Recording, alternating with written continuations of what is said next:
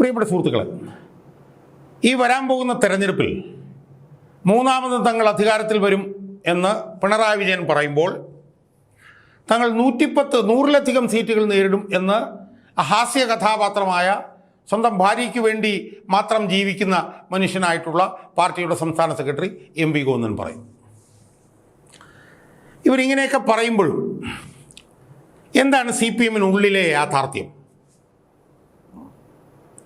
എല്ലാ കാലത്തും ഒറ്റക്കെട്ടായി മത്സരിക്കുന്നു എന്ന് പറയുന്ന CPM-ൻ്റെ ഉള്ളിലെ സ്ഥിതി, CPM-നകത്തെ സ്ഥിതി പരമദയനീയമാണ് എന്ന് ജില്ല തിരിച്ച് എൻ്റെ പ്രേക്ഷകരുമായി ഒന്ന് ചർച്ച ചെയ്യാൻ വേണ്ടിയിട്ടാണ് ഞാൻ ഈ വീഡിയോയിലൂടെ ശ്രമിക്കാൻ പോകുന്നത്.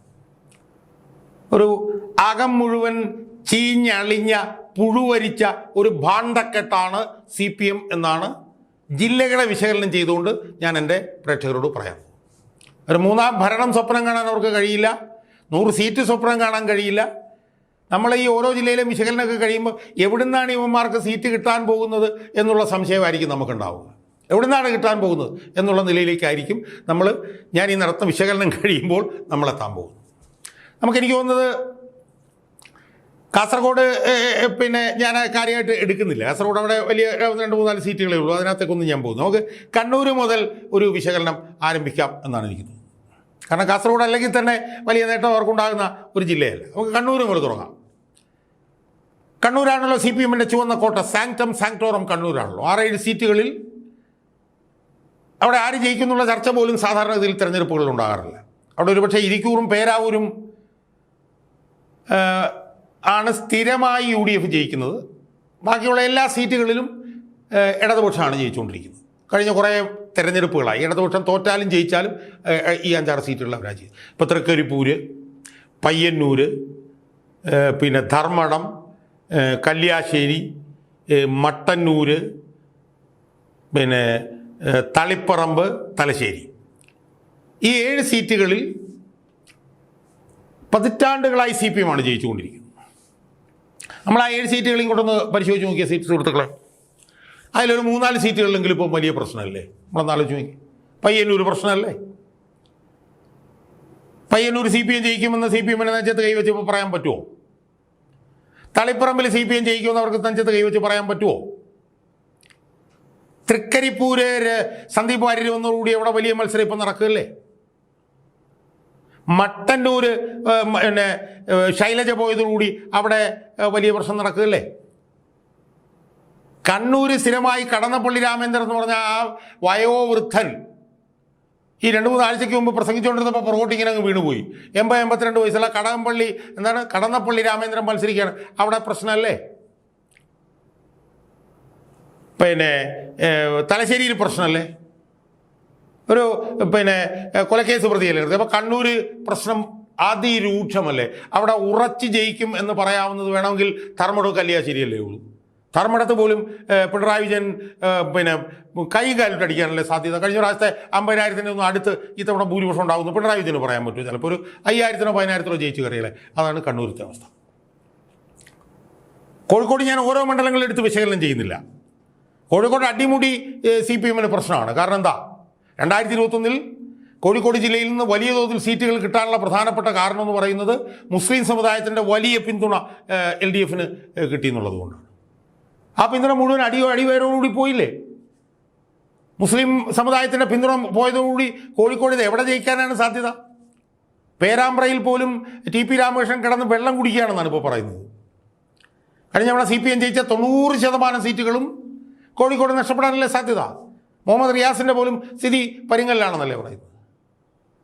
അപ്പോൾ കോഴിക്കോട് മൊത്തത്തിൽ നമ്മൾ എടുത്ത് പരിശോധിച്ച് നോക്കുമ്പോൾ മുസ്ലിം സമുദായത്തിൻ്റെ പിന്തുണ പോയതോടുകൂടി തന്നെ അവിടെ വലിയ പ്രതിസന്ധി CPM നേരിട്ടുകൊണ്ടിരിക്കുകയാണ്. അതോടൊപ്പം തന്നെ അവിടെ പാർട്ടിയിൽ വലിയ രൂക്ഷമായിട്ടുള്ള പ്രശ്നങ്ങൾ അടിത്തട്ടിൽ കിടപ്പില്ലേ? മുഹമ്മദ് റിയാസിനെ നേതാവാക്കി കൊണ്ടുവരുന്നതിനെതിരായിട്ട് അവിടുത്തെ പാർട്ടിക്കകത്ത് വലിയ വിഷയങ്ങളില്ലേ? എളമരം ഗരീബ് ഉൾപ്പെടെയുള്ള സെറ്റുകാർ വലിയ തോതിൽ അസ്വസ്ഥരായി നിൽക്കുകയല്ലേ ഈ മുഹമ്മദ് റിയാസിനെ കൊണ്ടുവന്നതുമായി ബന്ധപ്പെട്ടുകൊണ്ട്? കോഴിക്കോടും വലിയ തിരിച്ചടി നേരിടാനല്ലേ സാധ്യത? വയനാട് 2-3 സീറ്റുകളാണുള്ളത്. ആ 2-3 സീറ്റുകളിലും LDF-ന് ശോഭനമാണ് എന്ന് നമുക്ക് പറയാൻ വേണ്ടിയിട്ട് കഴിയില്ല. ഇനി മലപ്പുറത്തേക്ക് വന്നാലുള്ള സ്ഥിതി എന്താണ്? ഒരൊറ്റ സീറ്റ് മലപ്പുറത്ത് നിന്ന് CPM കിട്ടും. കഴിഞ്ഞ അവിടെ 3-4 സീറ്റ് ഉണ്ടായിരുന്നു. അഹമ്മദ് ദേവർകോവിൽ, അബ്ദുൾ റഹ്മാൻ, പിന്നെ മറ്റേ KT ജലീൽ, അങ്ങനെ 3-4 സീറ്റുണ്ട്. ഒരൊറ്റ സീറ്റ് പോലും മലപ്പുറത്ത് തവണ കിട്ടില്ല എന്നുള്ളതിന് എന്താണ് തർക്കം? അതിൻ്റെ കൂടുതൽ വിശദാംശങ്ങളിലൊന്നും നമ്മൾ പോകേണ്ട കാര്യമില്ല. 3-4 മണ്ഡലങ്ങളിൽ സ്ഥാനാർത്ഥികളെ പോലും കിട്ടിയില്ല. മങ്കട മണ്ഡലത്തിൽ CPM പിന്നെ നാമനിർദ്ദേശ പത്രിക സമർപ്പിച്ചിരുന്നത് പിൻവലിച്ചിട്ട് ഒരു മുസ്ലിം നിബന്ധന കൊടുക്കുകയായിരുന്നു. അവിടെ ഒന്നും ഒരു രക്ഷയില്ല. ഈ പാലക്കാടോട്ട് കടന്നു വന്നുള്ള സ്ഥിതി എന്താ? പാലക്കാടും CPM-നകത്ത് അതിരൂക്ഷമായിട്ടുള്ള വിഭാഗീയതയല്ലേ? പാലക്കാടല്ലേ അവരുടെ ജില്ലാ സെക്രട്ടേറിയറ്റ് മെമ്പറായിട്ടുള്ള PK ശശിയും വലിയൊരു വിഭാഗവും പുറത്തേക്ക് വന്ന് PK ശശി ഒറ്റപ്പാലത്ത് മത്സരിക്കുന്നത്. പാലക്കാട് ജില്ലയിലും ഈ പറഞ്ഞ പോലെ CPM-ന്റെ അണികൾ നേതൃത്വം തമ്മിൽ വലിയൊരു ധ്രുവീകരണം അവിടെ നടന്നുകൊണ്ടിരിക്കുകയല്ലേ? അവിടെ VS അച്യുതാനന്ദൻ്റെ PA ആയിരുന്ന A സുരേഷിന് പോലും മലമ്പുഴ മണ്ഡലത്തിൽ വലിയ മുന്നേറ്റം നടത്താൻ കഴിയുന്നുണ്ടെന്നുള്ള വാർത്തകളല്ലേ ഇപ്പോൾ വന്നുകൊണ്ടിരിക്കുന്നത്. ഇതാണ് പാലക്കാടത്തെ അവസ്ഥ. അപ്പോൾ കണ്ണൂരിലെ പ്രശ്നം, കോഴിക്കോട് പ്രശ്നം, മലപ്പുറത്ത് പ്രശ്നം, പാലക്കാട് പ്രശ്നം. ഇനി തൃശ്ശൂരേക്ക് വന്നാലോ? തൃശ്ശൂരിൽ മത്സരിക്കുന്ന മുഴുവൻ പഴയ മുഖങ്ങളല്ലേ? കുന്നംകുളത്ത് മത്സരിക്കുന്ന AC മൊയ്തീൻ കരുവന്നൂർ ബാങ്ക് കൊള്ള കേസിൽ ED സ്വത്ത് കണ്ടുകെട്ടിയ ആളാണ്. അയാളെ വീണ്ടും അവിടെ തെരഞ്ഞെടുപ്പിന് നിർത്തിയിരിക്കുകയാണ്. വലിയ പ്രശ്നമല്ലേ അത് അവിടെ ഉണ്ടാക്കിയിരിക്കുന്നത്? കരുവന്നൂർ ബാങ്ക് കൊള്ള തൃശ്ശൂർ ജില്ലയിലെ പാർട്ടി സ്ഥാനാർത്ഥികൾക്കൊക്കെ വലിയ പിന്നെ വിഷയമായി മാറിയിരിക്കുകയല്ലേ? അവിടെ ഈ അണികളും നേതൃത്വം തമ്മിൽ വലിയ വിടവല്ലേ അവിടെ നമുക്ക് കാണാൻ കഴിയുന്നു. ഇനി എറണാകുളത്തേക്ക് വന്നാലുള്ള അവസ്ഥ എന്താ? എറണാകുളത്ത് സീറ്റ് മോഹികൾക്ക് സീറ്റ് കിട്ടാത്തതിലുള്ള വലിയ പ്രശ്നം എറണാകുളത്ത് നിലനിൽക്കില്ലേ? M അനിൽകുമാർ എന്ന് പറഞ്ഞ പഴയ മേയർ, അദ്ദേഹത്തിന് സീറ്റ് കിട്ടിയില്ല. അരുൺകുമാർ എന്ന് പറഞ്ഞിട്ട് ഈ പറഞ്ഞ പോലെ നാണം കെട്ടും വന്ന് നിരന്തരം CPM-നെ പിന്നെ ചാനലിൽ ന്യായീകരിച്ചുകൊണ്ടിരുന്ന അരുൺകുമാർ, അയാൾക്ക് സീറ്റ് കിട്ടിയില്ല. അയാൾക്ക് കഴിഞ്ഞ തൃക്കാക്കര ഉപതെരഞ്ഞെടുപ്പിൽ അയാളുടെ ജോലി പോലെ എഴുതിയിട്ട് മായിച്ചതാണ്. അയാൾക്ക് അവിടെ സീറ്റ് കിട്ടിയില്ല. KN ഉണ്ണികൃഷ്ണൻ എന്ന് പറഞ്ഞ വൈപ്പിൽ നിന്ന് കഴിഞ്ഞ പ്രാവശ്യം ജയിച്ചൊരു നേതാവിനെ വിവാദത്തെ തുടർന്ന് അയാളെ തൃപ്പൂണിത്തുറയിലേക്ക് മാറ്റി. CN മോഹൻ എന്ന് പറഞ്ഞ സംസ്ഥാന സെക്രട്ടേറിയറ്റ് മെമ്പർക്ക് സീറ്റിട്ടുണ്ടെന്ന് ആഗ്രഹമുണ്ടായിരുന്നു. അയാൾക്ക് സീറ്റ് കിട്ടിയില്ല. ഇതിനെല്ലാം കാരണക്കാരൻ P രാജീവാണെന്നുള്ള ഉള്ള പ്രശ്നം P രാജീവിനും അവിടെ വലിയ പ്രശ്നമാക്കിയിരിക്കണം. അതുകൊണ്ട് എറണാകുളം മണ്ഡലത്തിനും വലിയ തോതിലുള്ള വിഭാഗീയ പ്രശ്നങ്ങൾ, അവിടെയും പാർട്ടി അണികളും നേതൃത്വവും തമ്മിലുള്ള തർക്കങ്ങൾ രൂക്ഷമല്ലേ എറണാകുളത്ത്? ഇനി ഇടുക്കിയിലോട്ട് ചെന്നാലുള്ള സ്ഥിതി എന്താ? അവിടെയുള്ള 4 സീറ്റും കിട്ടില്ല എന്ന് CPM-കാർ തന്നെ പറയുന്നു. കാരണം ഏറ്റവും കൂടുതൽ അസ്വസ്ഥനാരാ? M മണിയാണ്. M മണിക്ക് ഉടുമ്പൻചോലയിൽ നിന്ന് മത്സരിക്കണമെന്നുണ്ടായിരുന്നു. M മണിയുടെ ഒറ്റ പേരാണ് സംസ്ഥാന സെക്രട്ടേറിയറ്റിലേക്ക് കൊടുത്തിട്ട് അത് സംസ്ഥാന സെക്രട്ടേറിയറ്റ് വെട്ടിയിട്ട് സംസ്ഥാന സെക്രട്ടറി മെമ്പറായിട്ടുള്ള KK ജയചന്ദ്രനെ കൊണ്ടുവന്നു. KK ജയചന്ദ്രനും മണിയും തമ്മിൽ കീരിയും പാമ്പും പോലാണെന്ന് ആർക്കാണ് അറിയാൻ പാടില്ലാത്തത്? ഇനി M മണി വിചാരിച്ചത് M മണിക്ക് സീറ്റ് കിട്ടിയില്ലെങ്കിൽ പോലും M മണിയുടെ മകളൊരു ഏരിയ സെക്രട്ടറി ഉണ്ട്, അവർക്കെങ്കിലും കിട്ടുമെന്ന് M മണി വിചാരിച്ചു. അവിടെ അത് വെട്ടി. M മണിയോട് ചോദിച്ചപ്പോൾ പറഞ്ഞു, എനിക്കും രോഗമൊക്കെ ഉണ്ട്, പക്ഷേ എനിക്ക് മറ്റുള്ളവർക്കുള്ള രോഗവും ഷുഗറും ഒക്കെ ഉള്ളൂ, അല്ലാതെ എനിക്ക് വേറെ രോഗമൊന്നുമില്ല എന്നാണ് മണി പറഞ്ഞത്. അതുകൊണ്ട് അവിടുത്തെ 4 സീറ്റിൻ്റെയും കാര്യം M മണി തന്നെ തീരുമാനമാക്കും എന്നുള്ള കാര്യത്തിൽ ആർക്കും വലിയ തർക്കമൊന്നുമില്ല. കോട്ടയത്തും അതിരൂക്ഷമാണ് പ്രശ്നം. VN വാസവൻ എന്ന് പറഞ്ഞ ഈ പിണറായി വിജയൻ്റെ പിടിച്ചുവെപ്പുകാരൻ്റെ നേതൃത്വത്തിലാണ് അവിടെ സ്ഥാനാർത്ഥി നിർണയമൊക്കെ അവിടെ മുന്നോട്ട് പോയിരിക്കുന്നത്. അതുകൊണ്ട് അവിടെയും CPM-നകത്ത് വലിയ പ്രശ്നങ്ങൾ പിന്നെ കോട്ടയം ജില്ലയിലുമുണ്ട്. ഇനി നമ്മൾ പത്തനംതിട്ടയിലേക്ക് വന്നാൽ പത്തനംതിട്ട ജില്ലയിൽ നിന്ന് ഒരു സീറ്റും CPM പ്രതീക്ഷിച്ചിട്ട് കാര്യവുമില്ല. കാരണം പത്തനംതിട്ട ജില്ലയിൽ ഏറ്റവും പ്രധാനപ്പെട്ട ചർച്ചാ വിഷയം എന്ന് പറഞ്ഞാൽ ശബരിമല പെരുങ്കൊള്ളയാണ്.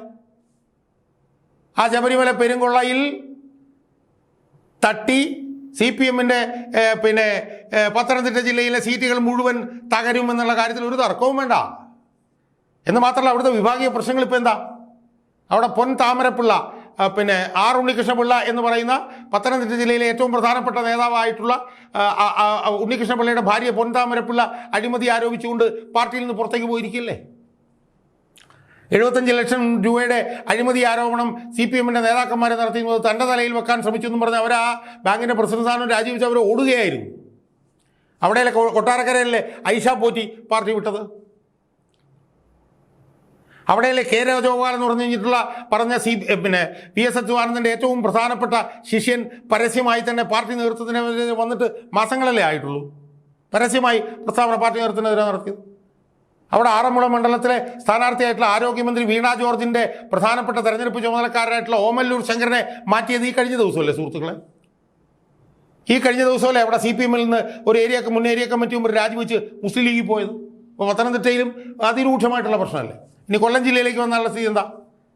കൊല്ലം ജില്ലയിൽ പഞ്ചായത്ത് തിരഞ്ഞെടുപ്പിൽ അടിയും മൂടി CPM തകർന്ന് തരിപ്പണമാകുകയല്ലേ ചെയ്തത്. തൃശ്ശൂർ കോർപ്പറേഷൻ്റെ രൂപീകരണത്തിന് ശേഷം കൊല്ലം കോർപ്പറേഷൻ രൂപീകരണത്തിന് ശേഷം ആദ്യമായിട്ട് CPM തോറ്റ് തുന്നം പാടിയില്ലേ.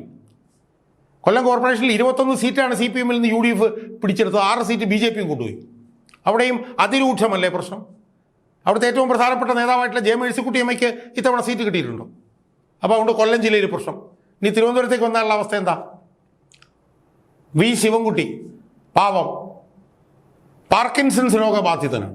പക്ഷേ ആ പാർക്കിൻസൺസ് ബാധിതനായിട്ടുള്ള ശിവൻകുട്ടിയെ മാത്രമേ നേമത്ത് മത്സരിക്കാൻ കിട്ടിയുള്ളൂ. എന്തൊരു ഗതികെട്ട അവസ്ഥയാണെന്ന് നമ്മൾ ആലോചിച്ച് നോക്കും. വേറെ നേതാക്കന്മാരെ കിട്ടാന്നിട്ടുണ്ടോ? വലിയ രൂക്ഷമായിട്ടുള്ള പ്രശ്നം ആ മേഖലയിൽ അതിലൂടെ ഉണ്ടായിട്ടുണ്ട്. രണ്ടാമത്തെ ആൾ വി ജോയി 2021 തെരഞ്ഞെടുപ്പിൽ വർക്കലയിൽ നിന്ന് ജയിച്ചു. അത് കഴിഞ്ഞ് 2024 അയാളെ CPM-ന്റെ ജില്ലാ സെക്രട്ടറി ആക്കി. അതിനുശേഷം അയാൾ 2024 അയാൾ ആറ്റിങ്ങൽ ലോക്സഭാ മണ്ഡലത്തിൽ നിന്ന് തോറ്റു. ഇപ്പോഴത്തെ വീണ്ടും അയാളെ വർക്കലയിൽ സ്ഥാനാർത്ഥിയാക്കിയിരിക്കും. അതിനെതിരെ അതിരൂക്ഷമായിട്ടുള്ള പ്രശ്നങ്ങൾ തിരുവനന്തപുരം CPM-ലില്ലേ. കരമന ഹരി എന്ന് പറഞ്ഞിട്ടുള്ള നേതാവൊക്കെ വന്ന് പരസ്യമായിട്ടുള്ള ഇയാൾക്കെതിരെ നിലപാടെടുത്തിട്ടുണ്ട്.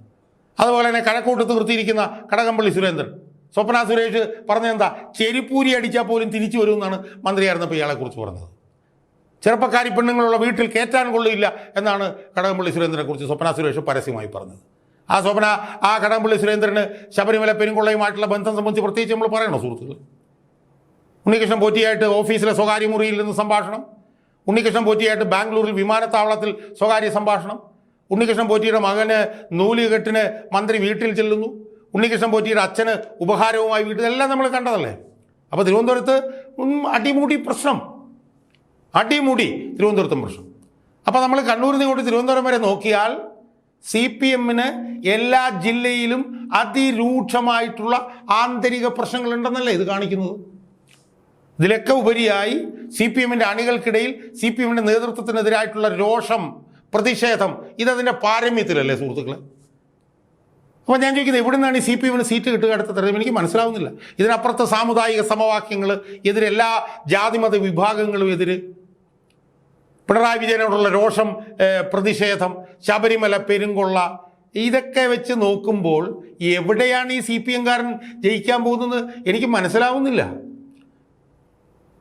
ഈ 100 സീറ്റ് 3-ാം ഭരണം എന്നൊക്കെ പറയുന്ന ഇവർ ഒരു 10-40 ഇവർക്ക് തയ്ക്കാൻ കഴിയുമോ സുഹൃത്തുക്കൾ? എനിക്കറിയില്ല. അതിനുള്ള സാധ്യത ഏതാണ്ട് അത്രയെങ്കിലുമൊക്കെ ഉള്ള സാധ്യത ഉണ്ടെങ്കിൽ നല്ലത് എന്ന് മാത്രമേ എനിക്ക് പറയാൻ കഴിയൂ. അതുകൊണ്ട് 3-ാം ഭരണം 100 സീറ്റ് എന്നൊക്കെ പറയുന്നതൊക്കെ ശുദ്ധ അസംബന്ധമാണ്. വല്ലൊരു 30-40 സീറ്റൊക്കെ തികയ്ക്കാൻ കഴിഞ്ഞാൽ ഭാഗ്യം എന്ന് മാത്രമേ എനിക്ക് പറയാനുള്ളൂ. CPM-ന്റെ അണികൾ തന്നെ വലിയ തോതിൽ CPM-നെതിരായിട്ട് ആണ് ഇപ്പോൾ തെരഞ്ഞെടുപ്പ് രംഗത്ത് പ്രവർത്തിച്ചുകൊണ്ടിരിക്കുന്നത് എന്നുള്ള വിവരമാണ് എനിക്ക് കിട്ടുന്നത്. അവരെല്ലാം പരസ്യമായി LDF-ന് വേണ്ടിയാണെങ്കിലും അവരെല്ലാം രഹസ്യമായി ഉള്ളിൻ്റെ ഉള്ളിൽ UDF-ന് വേണ്ടിയാണ് പ്രവർത്തിക്കുന്നത്. പരസ്യമായി LDF-ന് വേണ്ടി പ്രവർത്തിക്കുമ്പോഴും ഉള്ളിൻ്റെ ഉള്ളിൽ UDF ജയിക്കണമെന്നാണ് അവർ ആഗ്രഹിക്കുന്നത്. അതിനു വേണ്ടിയിട്ടുള്ള പ്രവർത്തനമായിരിക്കും അവർ പോളിംഗ് ബൂത്തിൽ ചെല്ലുമ്പോൾ ചെയ്യുക എന്നുള്ള കാര്യത്തിൽ യാതൊരു തർക്കവുമില്ല. എന്ന് മാത്രമല്ല, ഒരു 10-20% പാർട്ടി അണികൾ വോട്ട് എടുപ്പിൽ പങ്കെടുക്കാതിരിക്കുകയും ചെയ്യും എന്നുള്ള കാര്യത്തിൽ എനിക്ക് ആരും സംശയവുമില്ല. അതുകൊണ്ട് ഒരു 10-40 സീറ്റിലൊക്കെ എത്തി ജയിച്ചാൽ അത്രയും ഭാഗ്യം എന്ന് മാത്രമേ എനിക്ക് ഈ അവസരത്തിൽ സൂചിപ്പിക്കാനുള്ളൂ.